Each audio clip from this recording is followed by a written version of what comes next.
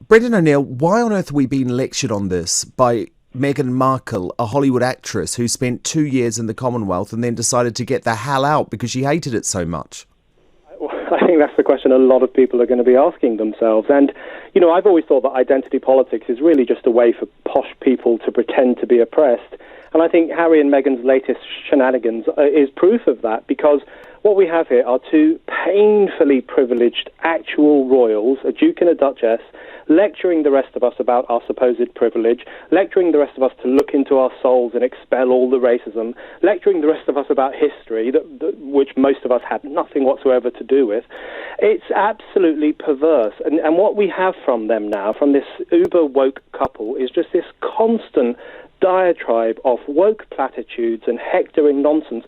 I think fundamentally it shows that the current woke politics is so unbelievably unradical. This is, the whole Black Lives Matter thing, the whole white privilege thing has been embraced by huge corporations, by most of the political establishment, by actual members of the royal family, by privately educated leftists like Miss Penny. This is basically a bourgeois section of society looking down its nose on the rest of us and calling it progressive politics, and people are sick of it. Eleanor Penny, are you just a champagne socialist alongside Harry and Meghan? I'm more of like a lemonade communist, but I take the point. See, actually, I'm in the unusual position of having to agree with Brendan somewhat. Few caveats here, right? Because I do think that we should be careful of mistaking platitudes from very wealthy, very cosseted people like the royal family for a real reckoning and a real change that people are crying out for, right? Because what we need to do because is... Eleanor, if Harry wants... My point. What we need is not just to think about the Commonwealth and acknowledge its history, but also try to unpick the structures of economic power that currently guarantee that many African nations are trapped in debt spirals, that kind of thing. So yes. Yeah. So why does Harry? Leading the conversation here? Why does Harry then, Eleanor Penny, if he actually wants to put his money where his mouth is, why doesn't he give up the tens of millions of pounds he gets from his daddy, from our money, from the Duchy of Cornwall, which is essentially all because of his privilege, and actually put it back into those countries? I completely agree. I would absolutely celebrate that. And I think we should be calling on not just Harry and Meghan to share their wealth, but the royal family more generally. Brendan O'Neill, I find it quite astonishing that Prince Harry feels the desire to lecture the rest of the country about racism when he has a well-documented racist past that he hasn't actually seem to deal with publicly in any way. Do you think maybe he needs to talk more about how he dealt with his own personal racism before he starts lecturing the institution of the monarchy and the Commonwealth?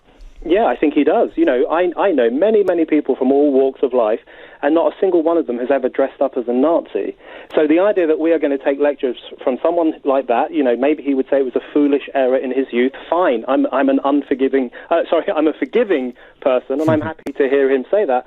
But there is the broader problem. There is that broader problem you're pointing to of just the staggering hypocrisy of it, that we are now being lectured to on these issues by royals, by corporations, by members of the political elite. And I'm just staggered at the culture of conformism that now exists around this political moment, where we all have to bend the knee down to Black Lives Matter. We all have to bow down to identity politics.